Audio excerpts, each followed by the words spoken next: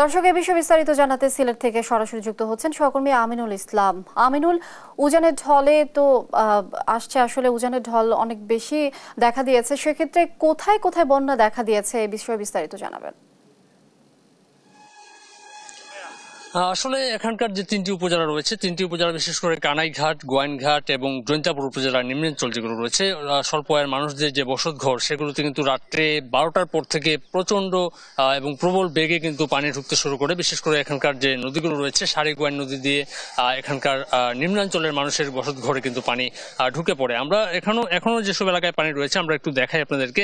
এখনো অনেক বসতঘরগুলোতে কিন্তু হাঁটু সমান পানি রয়েছে এবং এখানকার যে এর চেয়ে বেশি যেসব ঘর ক্ষতিগ্রস্ত সেসব এলাকার মানুষ কিন্তু সেসব ঘর থেকে সরে এসেছেন এবং তারা তাদের জন্য জেলা প্রশাসন যে 40টির বেশি আশ্রয় কেন্দ্র খুলেছে, সেই আশ্রয় কেন্দ্রগুলোতে তারা এখন অবস্থান করছেন। আমরা হয়তো সকালে দর্শকদের দেখিয়েছি যে এখানে জেলা প্রশাসক শেখ রাসেল হাসান সহ এখানকার স্থানীয় কর্মকর্তা যারা রয়েছেন প্রশাসনের পক্ষ থেকে, তারা শুকনো খাবারের পাশাপাশি বিশুদ্ধ খাবার পানি বিতরণ করেছেন এবং পাশাপাশি এখানকার জনপ্রতিনিধি থেকে শুরু করে এখানকার যেসব আইন শৃঙ্খলা রক্ষাকারী বাহিনী, বিশেষ করে বিজিবি, পুলিশ এবং স্থানীয় যারা রয়েছেন, তারা মিলে আশ্রয় কেন্দ্রগুলোতে নিরাপদ দূরত্বে তাদেরকে বন্যা কবলিত এলাকা থেকে সরিয়ে আনতে পেরেছেন অনেককে।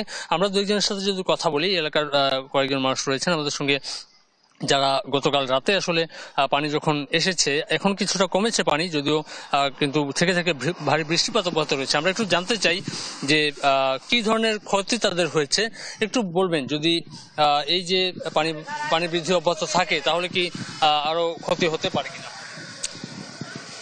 ওই বিকৃত যে 2 বছর আগে যে পানিটা আইছিল আসার টাউনে, এই পানিটা টাউনের ভিতরে 2 তলা পর্যন্ত ঢুকছে। তখনও এই সময় এগুলা এত পানি আসছিল না, আরো কম ছিল। কালকে সকাল 7টার দিকে পানিটা আরম্ভ হয়েছে, রাতে 2টা পর্যন্ত পানি কিন্তু বাড়তে আসে। তখন আধা ঘন্টার মতো পানিটা কমছে, আবার 3টার দিকে পানিটা বাড়ছে, যে এমন বাড়ছে তখন ঘরের ভিতরে মানে কিচ্ছু রয়েছে না, সব বেড়া টেড়া ব্যাঙ্গা টেঙ্গা লিয়া নিয়ে গেছে। খাবার পেয়েছেন? এখন পর্যন্ত শুকনো খাবার দেওয়া হচ্ছে? জি না, এখনো পর্যন্ত কোনো শুকনো খাবার এখনো পর্যন্ত আয় নাই। দর্শক আসলে শুনছিলেন এখানকার যারা স্থানীয় রয়েছেন। আরেকজনের সাথে একটু কথা বলবো। কি ধরনের সহায়তা আপনারা পেয়েছেন? জি না, কোনো সহযোগিতা পাই নাই এখন পর্যন্ত পাই নাই। ঘরের মধ্যে এখনো আমাদের ঘরে আঁটু পানি রয়ে গেছে। জি, আসলে দর্শক শুনছিলেন এখানকার যারা রয়েছেন তারা এখনো পর্যন্ত নানা ধরনের অভিযোগ তুলছেন, যদিও আসলে যারা প্রশাসনের পক্ষ থেকে প্রস্তুতি রাখার কথা বলা হয়েছে এবং অবস্থার আরো অবনতি হলে যারা প্রশাসক বলেছেন যে এখানকার মানুষদেরকে তাদের সহায়তা পৌঁছে দেওয়া হবে। এই ছিল আসলে সিলেট থেকে। আমিনুল, ধন্যবাদ আপনাকে। দর্শক, উজানের ঢলে বন্যা দেখা দিয়েছে, এ বিষয়ে বিস্তারিত জানাচ্ছিলেন সহকর্মী আমিনুল।